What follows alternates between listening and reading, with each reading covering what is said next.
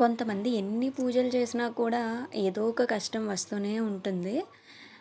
ఏంటి అసలు అమ్మవారు మనకి కనుకరిస్తున్నారా లేదా? మనల్ని చూస్తున్నారా లేదా అమ్మవారు అని చెప్పేసి చాలామంది ఆలోచిస్తూ ఉంటారు. ఎన్ని పూజలు చేసినా ఫలితం లేదనుకుంటారు. ఇంకొందరైతే మతం కూడా మారిపోతారు.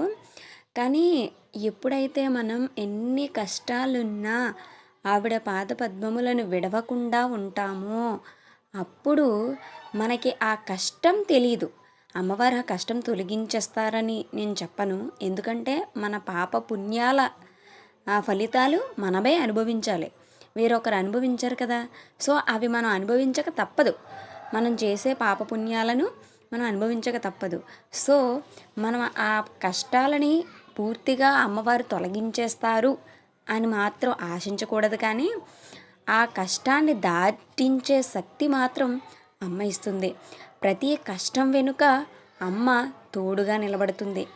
ప్రతి కష్టంలోనూ ఆవిడ నీకు ఆసరాగా నిలుస్తుంది.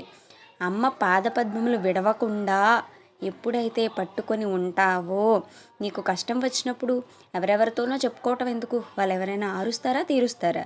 అమ్మవారిని చూసి అమ్మవారితో చెప్పు. అమ్మా, తెలుసు నా వెనక నువ్వు ఉన్నావని, నా కష్టం నువ్వు దాటిస్తావని నాకు తెలుసు.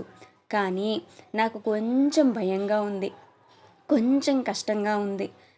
నాకు ఇంకొంచెం ధైర్యం ఇవ్వమ్మా అని చెప్పి అమ్మని వేడుకోండి. అంతేకాని మత మార్పిళ్ళు అయిపోవడమో, వేరే దేవుడు మన కష్టాలను తీర్చేస్తాడు అనే పిచ్చి అపోహలోకి వెళ్ళిపోవడం అలాంటివి చెయ్యొద్దు.